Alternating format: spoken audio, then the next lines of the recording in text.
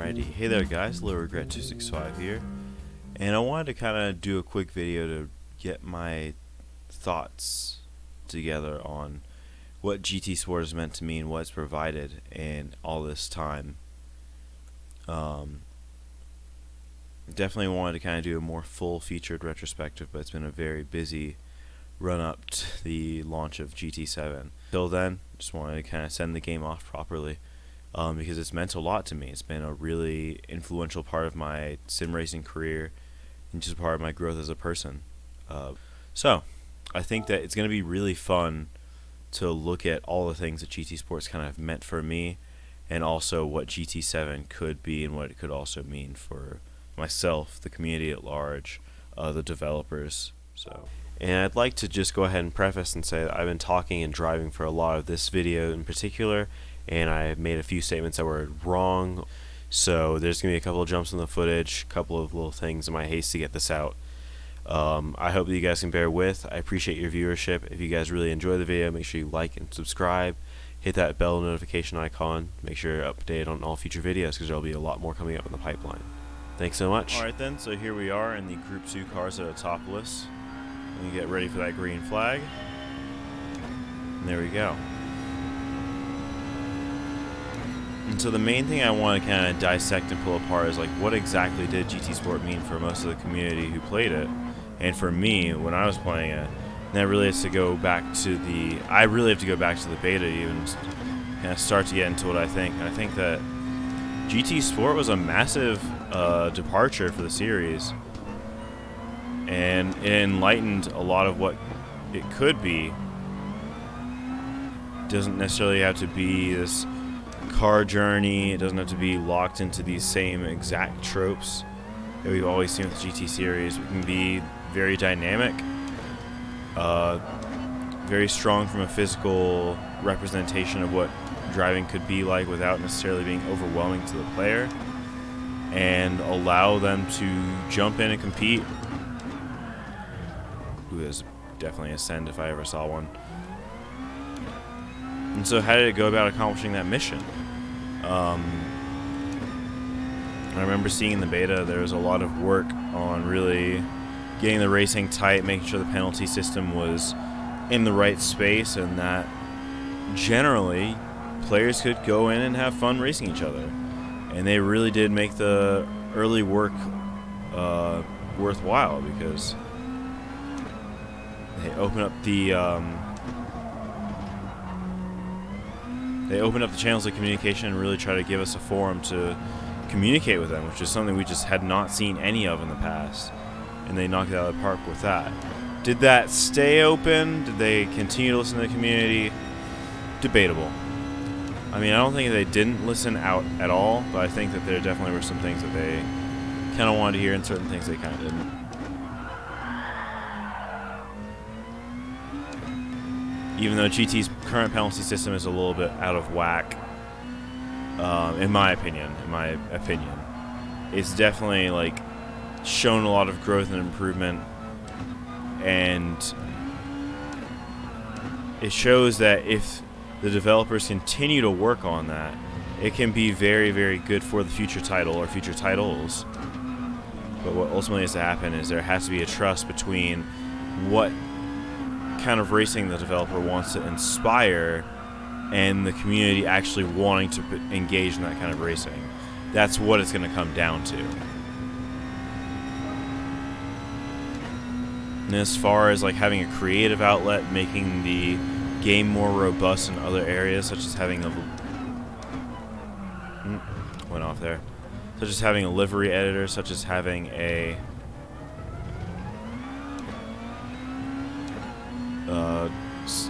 pretty robust photo mode and all these other kind of things.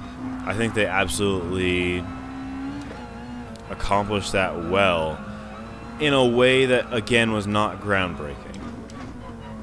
But they accomplished it well and showed that they could do things and get them kind of up to modern standards while still retaining some of that GT flair. And I feel very much like I'm still playing a GT game when I go into the livery editor, when I go and do certain things.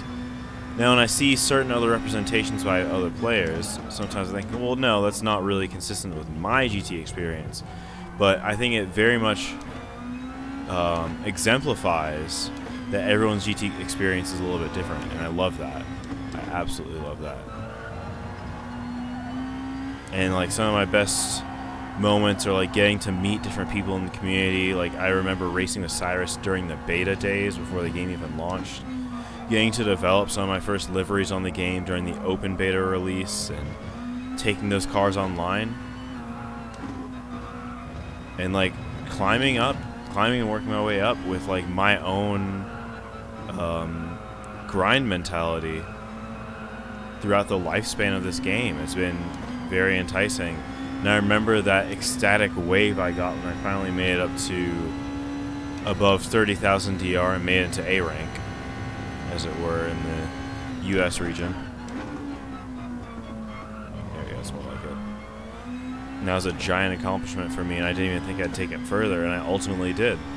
And I feel like I legitimately improved between the time that I started playing this game and the time that, and now, as we approach the release of GT7.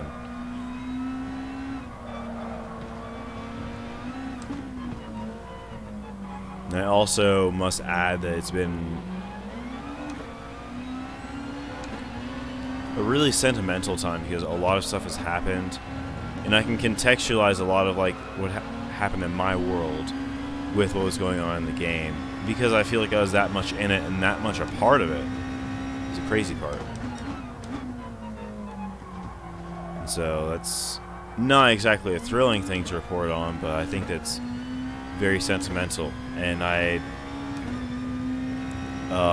deeply appreciative of the impact that this game has had on me,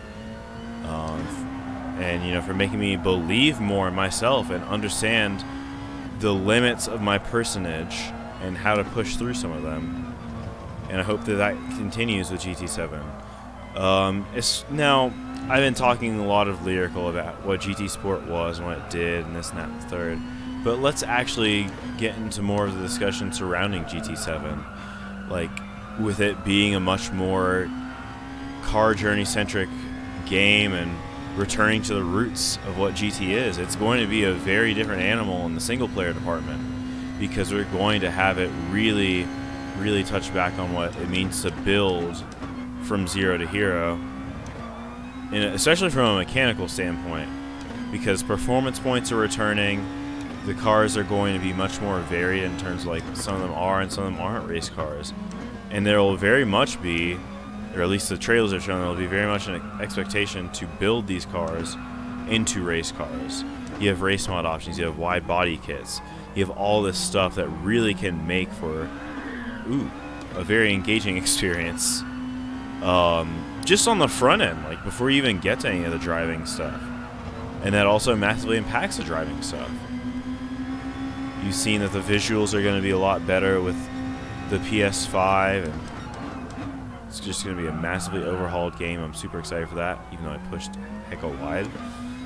And I want to see also if any of those visual improvements translate to the PS4 version. And if not, then it's no big deal. I'm just glad that we even get dynamic weather and we get this game that's going to be so full-featured on PS4 and PS5. I think that while everyone's a little bit miffed on that one, or may have been a little bit miffed, I'm grateful that I even have the opportunity, because it gives you choice to a certain extent, though it does ultimately hinder what the PS5 version could have been. I'm almost certain. And with it also being a more car-centric journey, they're really trying to take some of those elements and add on to new parts of that as well, building the myth of the cars by giving you a more oral history, trying to really indoctrinate you in what it meant to the designers, what these cars were and what they were trying to accomplish. And I think that's amazing. Like, as much as GT has been very good at telling the story of what these cars are and what they mean to people and how they impacted the world around them, they have not been able to tell the stories of their creators quite as well. And that's a really good way to differentiate, though admittedly trivial to some players who either are just into the I want to go fast part or really have no interest in interacting with the GT Cafe, which is where most of that stuff I just talked about is going to be housed at.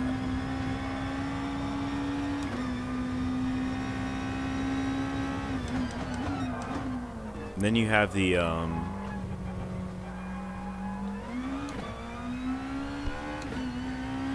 you have hopefully a lot of the multiplayer elements that are going to transfer over. I sincerely hope that we see a lot of the sport mode stuff continue, and perhaps a more, dare I say, strict implementation of the penalty system. I was more of a fan when it was a bit overly harsh, but that's just me. That's mainly because it like strongly decentivizes hard racing. Now it would also do this thing where it would kind of disincentivize you from bumping into other people at all, even when it would otherwise be safe to do so, and just completely make you not want to race hard because you might get unfairly attributed a penalty for something that you didn't even do in some cases, just because there's like a slight mistake of judgment.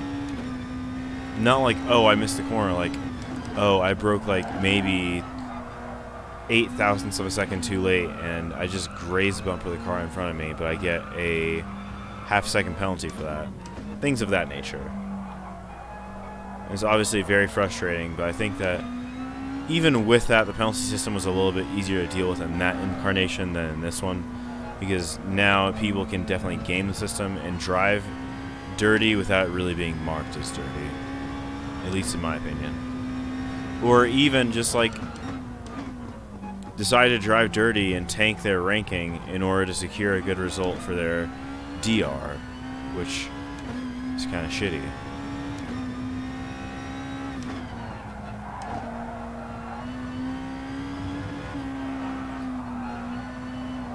But I think that the systems that they have in place as far as the ranking, as far as the online, I hope a lot of that stays, because other than like some mild network issues and other stuff, I think that it still stands to a lot of good reason.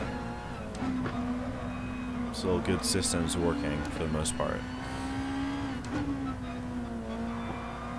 As far as single player, definitely has to be like a much stronger offering on the table, just to make sure that it's really, really healthy and appetizing. If the career mode is any smaller than, say, GT3's, then I think that we immediately have a problem. Not to say that GT3 had a small career mode or an insubstantial one, but I think that in this day and age, with the amount of content that you have and the amount of legacy that they've built up, they'd be remiss to not build a career mode of at least that size and scope. Because even if they want to like make it, oh yeah, we don't want it to be super complicated and hard to beat for newer players, you still have to cater to that audience. You still have to understand, hey, some of our players really do want to be challenged. Some of them want to do endurance races. Some of them really want to do this, that, and the third. And you don't have to make that for everyone, but don't rob everyone of a good time just to make it easier for newer players, I guess. Make it so that endurance races are kind of optional or maybe hidden or something, but know that they still are asking to be done. We want to do them. We enjoy that aspect of the game. Or I'll speak for myself, I enjoy that aspect of the game.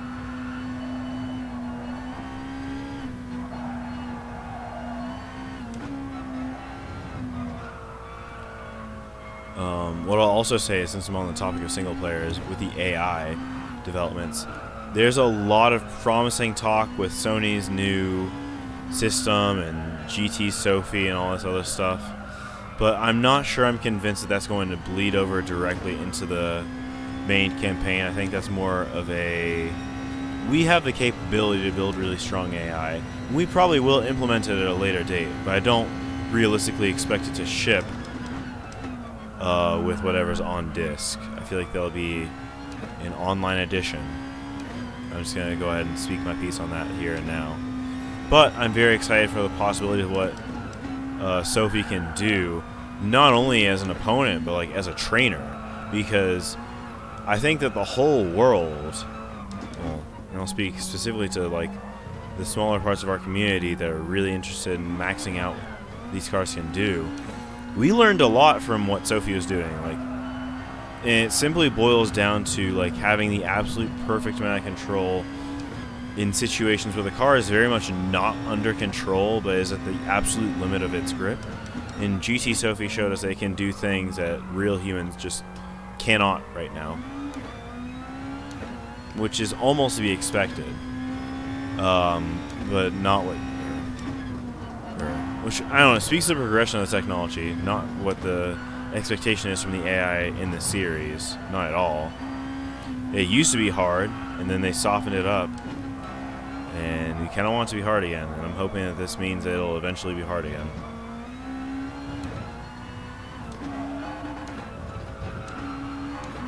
I also think that there's a lot of risk there. We'll have to see what Sophie does and how it evolves. To the same point, I want to see how engaging the license tests are, how the difficulty ramp is there, because we know in the past, like, license tests used to be absolutely insane, and now they're kind of a cakewalk. I hope that they dial it back a little bit more, so that, like, the later licenses maybe are a bit harder, or something to that effect. But it is fair that they are still trying to teach those core lessons and really make it worthwhile for newer players too, so they're not going to like guillotine them on first blush, but maybe make the gold times a little bit harder, because like I remember when it meant something to get gold on a license test, and now it kind of doesn't. And like even with the Lewis Hamilton stuff, you could get gold, sure, and that time it did actually mean something, or you could get diamond. You could beat a literal at the time 6-time F1 champ.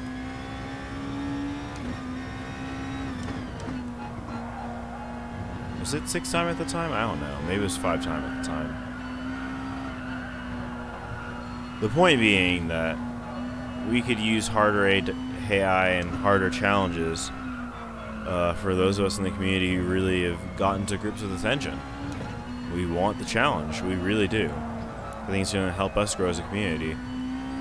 But there's a lot to kind of discuss, and I can't really think too much about everything, but I am excited to see what Polyphony does with this new game. I'm excited to see what the future of GT is, and I'm very excited to get in and play with you guys. So pick up the game, go support the developer, and I will see you out there on the track, because I'm going to have a damn good time with it. I'm sad to see GT Sport go at this stage. I really am, but I'm glad to say that there's at least something coming in to fill that void very well. So I'm super hyped about that. We will go ahead and look out for Friday on that. I'll probably have some streams coming up either on the weekend or starting bright and early on Monday to get that done. And I'm stoked as all hell to go through that with you guys. Thank you so much for watching. If you liked the video, make sure you go ahead and hit that thumbs up button down there. Click the subscribe if you want to see more content like this, as I'm really going to be trying to do a deep dive on GT7. And let's just all thank GT Sport for what it's done for us. And maybe it hasn't done a whole lot for you lately, and I totally get that. But I think that it still offered a lot in terms of what it was trying to achieve. And really happy with that. Again, guys, hit up my Twitch streams if you want to check out more content like this. Twitch.tv/LittleRegret265. And we will go ahead and wrap things up there. Thank you so much for watching, and I hope you have a great day. Take care, race fair, and I'll see you next time.